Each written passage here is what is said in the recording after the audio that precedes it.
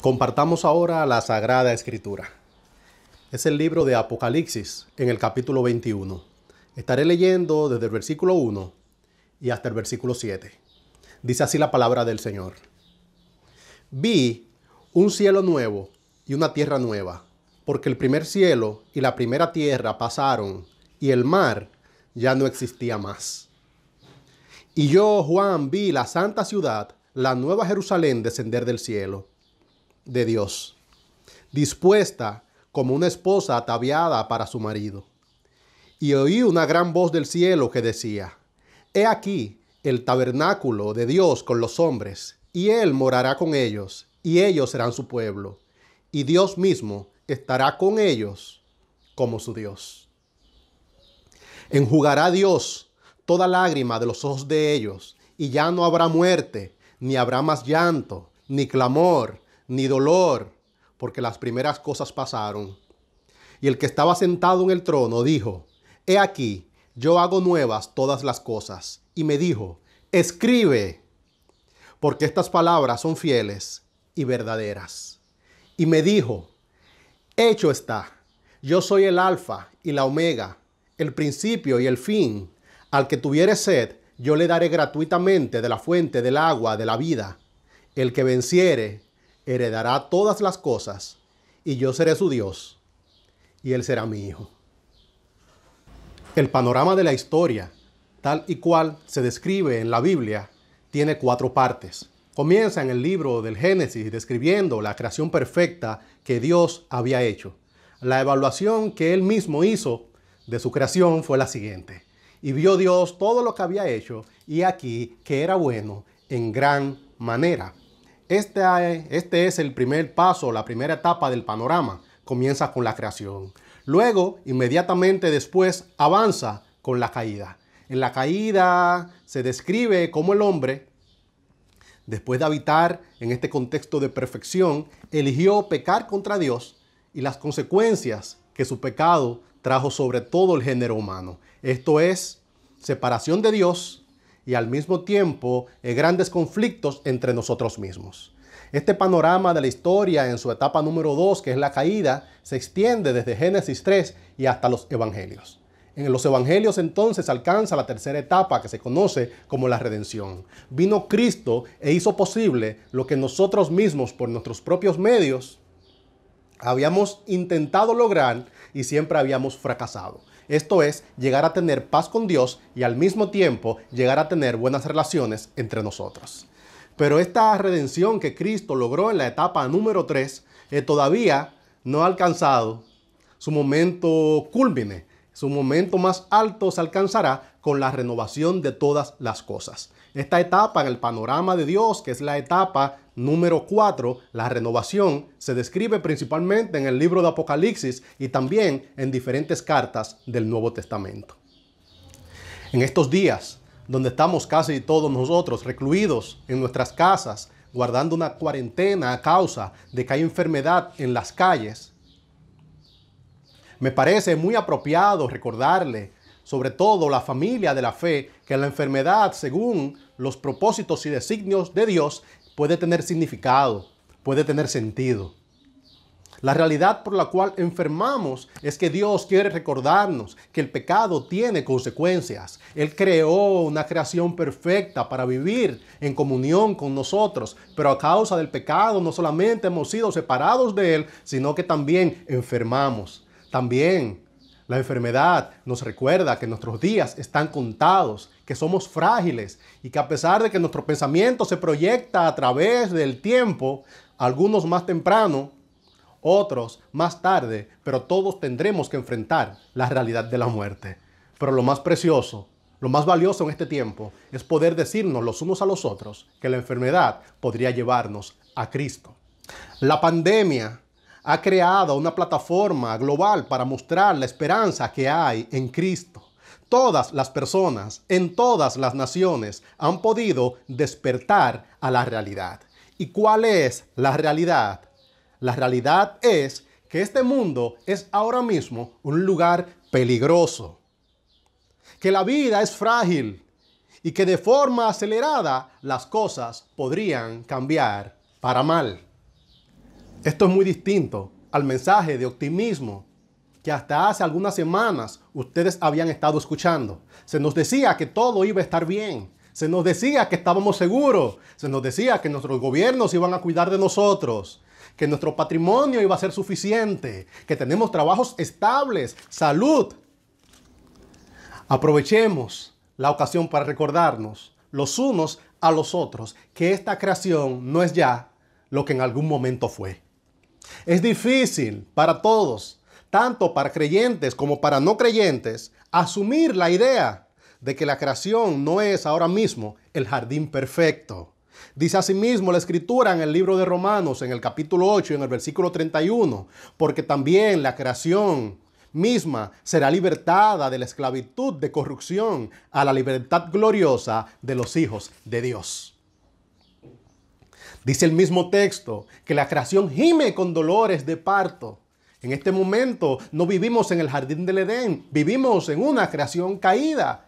Y podemos decir que hay satisfacción en parte, en muchas de sus expresiones, pero que la única creación perfecta es la que está por delante, cuando el Señor en la renovación, que es la etapa número 4, vuelva a ordenar todas las cosas. Luchamos con esta idea de que la creación no es lo que era. En nosotros mismos, en nuestro interior, hay un profundo anhelo de que las cosas sean mejor. Dice la Escritura en el libro de Eclesiastés que Dios ha puesto eternidad en el corazón de nosotros. No fuimos creados para una temporada, fuimos creados para vivir para siempre. No fuimos creados para vivir en limitaciones, fuimos creados para vivir en deleite. La historia desde la perspectiva del Señor en su mejor versión es una existencia llena de plenitud, llena de deleite, sin limitación alguna. Y es lo que el Señor ha guardado, está reservado para todos nosotros, que en Él hemos puesto nuestra confianza. Otra de las razones por las cuales es difícil hacernos con esta idea de que habitamos en este momento una creación deteriorada es que la mayordomía de la creación ha mejorado en muchos sentidos nuestra existencia. Asimismo aparece al comienzo del libro del Génesis. El Señor le dio esta encomienda al hombre y era administrar la tierra. Y a través de nuestra administración, la tierra se convierte parcialmente en un lugar mejor. Mejores condiciones de trabajo, el avance de la ciencia, de la tecnología, tener sistemas de salud, tener médicos profesionales de la salud que nos asistan, un entendimiento más cabal de cómo funciona la creación misma. Todo esto ha traído diferentes beneficios, desde los automóviles hasta los aviones, pasando por mejores conceptos de nutrición, los cálculos, el cálculo, las matemáticas, diferentes expresiones que el hombre a través de su diligencia ha logrado conseguir. Pero ni siquiera todas estas cosas, tal y cual han sido reunidas en el siglo XXI, han sido suficientes para darle al hombre aquello para lo cual su corazón ha sido diseñado. Reunamos todo el avance de la ciencia, la tecnología, la mayordomía de la creación y encontraremos que todavía no es suficiente. Nuestro corazón quiere más y lo mejor es que Dios también quiere dárnoslo. El avance de la ciencia ofrece cierta seguridad. Hay hombres que piensan que si acaso pudieran vivir todavía durante 40 años más estarían bien. Que si pudiéramos extender solamente un poco más nuestra existencia, todas las enfermedades desaparecerían. Lo que ha demostrado el avance de la historia es que este proyecto siempre termina en fracaso. Los hombres que vivieron antes que nosotros lo intentaron y les fue mal. Nosotros lo estamos intentando sin lograrlo. Y los que vengan por delante también fracasarán. Otra de las cosas que impide que nos hagamos con la idea de una creación imperfecta es la causa ecológica. Nos dicen que los problemas del mundo se deben al abuso de los recursos, a que no cuidamos los árboles, a que no tenemos conciencia ecológica. Y todo esto puede ser verdad, pero en parte. Como creyentes estamos llamados a hacer un buen uso de la creación de Dios y creemos que el planeta en general debería ser mejor cuidado, pero al mismo tiempo sabemos que aún quitáramos al ser humano de la creación seguiría en esclavitud y los dolores de parto todavía permanecerían con ella. que lo que mejorará para siempre nuestra existencia no es tener mejores normas, mejores criterios, mejores prácticas, que lo que puede mejorar definitivamente la historia es el Evangelio y la renovación de todas las cosas. El triunfalismo de nuestros días, ahora mismo, en tiempos de pandemia, ha sido derrotado y creo que podemos ver a Cristo brillando con su luz refulgente, demostrando una vez más que es la única solución para los deseos de deleite que hay en el corazón de todos los hombres. Perdónenme que vuelva un poco atrás, pero recuérdense que yo soy un millennial. Y los millennials siempre estamos esperando que va a aparecer una aplicación nueva que resolverá algún problema de este mundo. Sin embargo, el problema principal que tiene esta creación no se resuelve con una aplicación nueva. Lo resolverá Cristo al final de la historia, con cielo nuevo y tierra nueva. Volvamos ahora a nuestro texto. Lo he dividido en 3 partes por un asunto de claridad.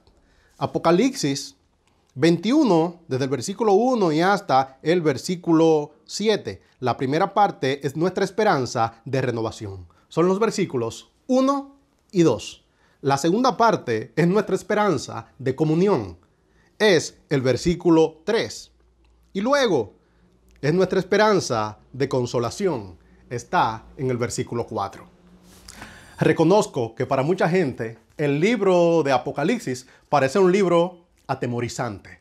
Es el libro que nadie quisiera leer en este periodo de cuarentena. Ya bastantes noticias tristes tenemos, dirán algunos, para ahora llenar nuestra imaginación con literatura apocalíptica. Sin embargo, Apocalipsis fue escrito en tiempos de muchas adversidades para avivar la esperanza de los creyentes. El tema general del libro es este: Dios tiene el control de la historia. Y después de un corto tiempo, nos aguarda un futuro glorioso junto a Él. Creo que hay mucha esperanza en el libro de Apocalipsis para nosotros en este tiempo.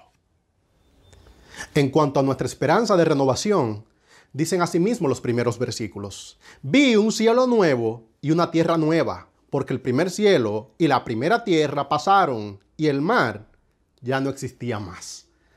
Los creyentes tenemos esta firme esperanza, y es que el Señor tiene guardado para nosotros un cielo nuevo y una tierra nueva.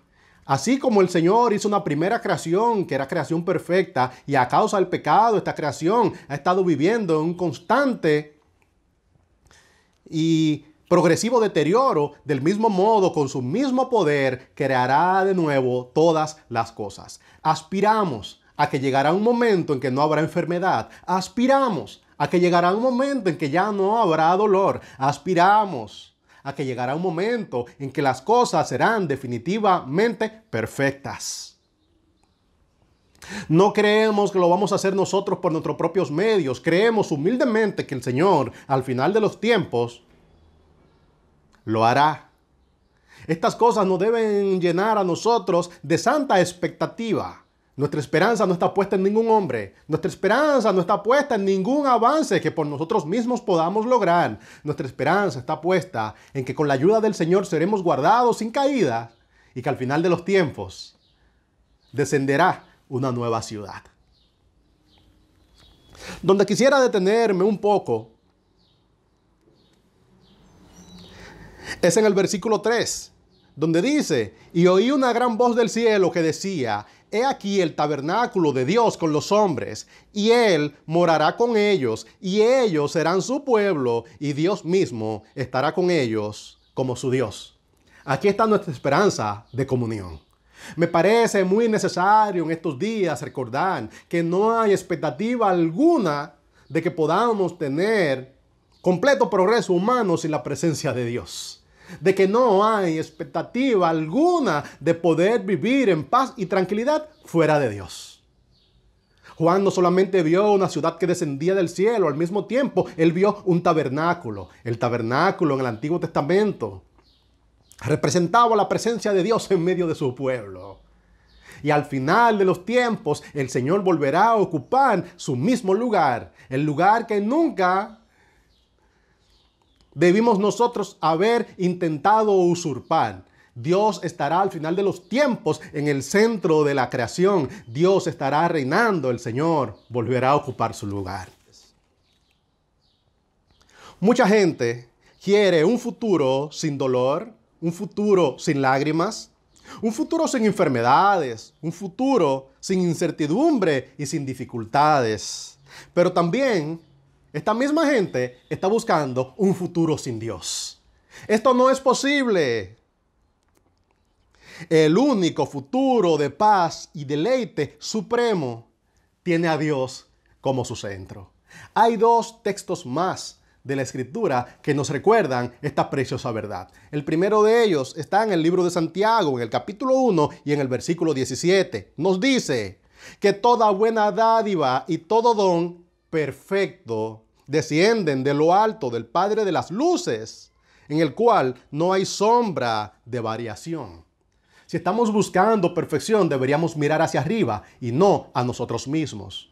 También dice el libro de Proverbios con mucha sabiduría que la bendición de Jehová es la que enriquece y no añade tristeza con ella. Una característica del deleite en nuestros días es que casi siempre al final tiene una trampa.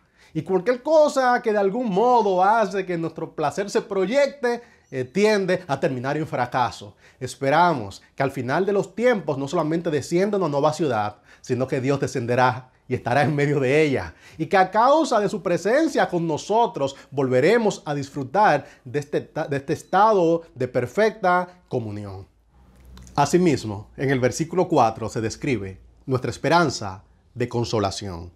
Dice así: enjugará Dios toda lágrima de los ojos de ellos, y ya no habrá muerte, ni habrá más llanto, ni clamor, ni dolor, porque las primeras cosas pasaron. Cuando se refiere Juan a las primeras cosas, se está refiriendo a la creación actual, o desde su perspectiva en la visión, a la creación anterior. Esta creación que está llena de enfermedades, que está llena de conflictos, que está llena de dolores. Quisiera referirme a algunas de las lágrimas que probablemente el Señor cubrirá de nosotros. Las primeras son las lágrimas de la injusticia. Cuánto dolor crea la injusticia de nuestros días a causa de que el pecado está en medio de la creación. Se cometen hechos atroces. Cuántas personas han vivido en carne viva la injusticia en nuestros días, y hay otros que intencionalmente o sin intención también las han perpetrado. Están también las lágrimas de las despedidas.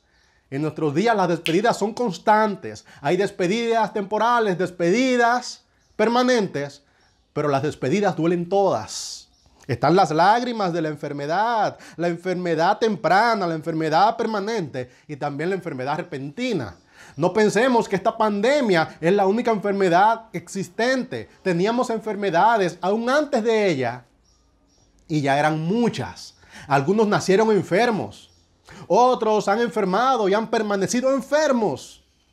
Y aún otros, las enfermedades le han llegado de manera repentina y en una versión o en la otra. Todas son expresiones de dolor. Están también las lágrimas de lo transitorio. En nuestros días, mientras más amas algo, más dolerá perderlo. Y amar, de algún modo, está atado a expresiones de dolor. Dirán algunos, es mejor no aferrarse a nada, es mejor no amar, es mejor no desear. Pero el Señor ha colocado en nosotros el deseo de hacerlo, el deseo de tenerlo. Y no podemos luchar permanentemente contra nuestra naturaleza. Cada vez que tienes algo, estás preparado para perderlo. Están también las lágrimas de las dificultades mismas. Vivir es difícil. Puede testificar de esto aquellos que están relativamente acomodados y aquellos que relativamente tienen más precariedades. Todos estamos luchando y mientras más tienes, la misma aflicción por perderlo hace que duela más. ¿Qué satisfacción da el que el Señor no solamente dejara esto a nuestra imaginación? Él no solamente habló de un cielo nuevo y una tierra nueva y esperó que todos asumamos de qué se trataba, sino que especificó de manera puntual que Él estará trabajando para enjugar toda lágrima de los ojos de ellos.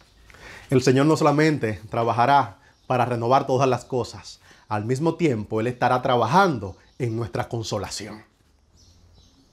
He estado mostrando cuál es nuestra esperanza de renovación, cielo nuevo y tierra nueva. He estado mostrando cuál es nuestra esperanza de comunión, no una creación alejada de Dios, sino una creación que tiene a Dios como su centro. Y he estado mostrando nuestra esperanza de consolación. Ahora terminaré mostrando cuál es la condición para que todo esto sea posible, o mejor dicho, que sea posible para ti, porque con nosotros o sin nosotros la palabra del Señor se cumplirá. Dice así el 5. Y el que estaba sentado en el trono dijo: he aquí, yo hago nuevas todas las cosas. Y me dijo: escribe. Al parecer Juan estaba absorto, mirando esta nueva creación, deleitándose en este futuro glorioso. Y hubo que mandarlo a escribir. Le dijeron: escribe, porque estas palabras son fieles y verdaderas. Y me dijo: hecho está. Yo soy el alfa y la omega, el principio y el fin. Al que tuviere sed, yo le daré gratuitamente de la fuente del agua de la vida eterna. He aquí la primera condición. Inmediatamente después la segunda.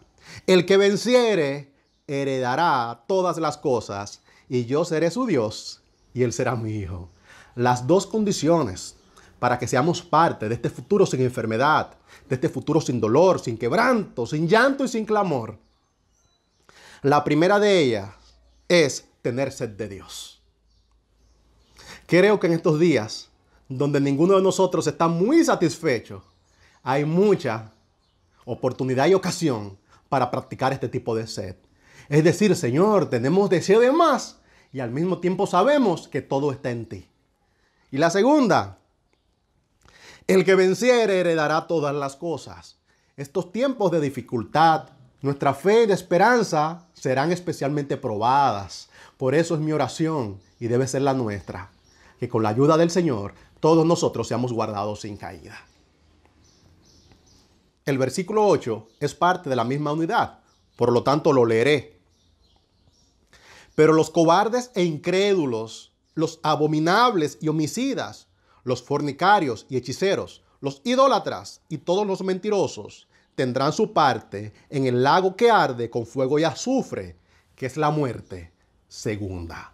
Ninguna enfermedad del tiempo presente es comparable con el castigo venidero, así como ningún placer de nuestros días se compara con la gloria intensa, preciosa y permanente que el Señor tiene reservada para nosotros. Que el Señor les guarde y que su palabra sea en estos días de especial aliento. No se vayan todavía porque hay una tarea que pueden hacer desde sus casas. Es tomar lápiz y papel, tratar de hacer un dibujo o un esbozo de cómo ustedes se imaginan que podría ser esta ciudad que descenderá del cielo. Cielo nuevo, tierra nueva y tener a Dios como su centro.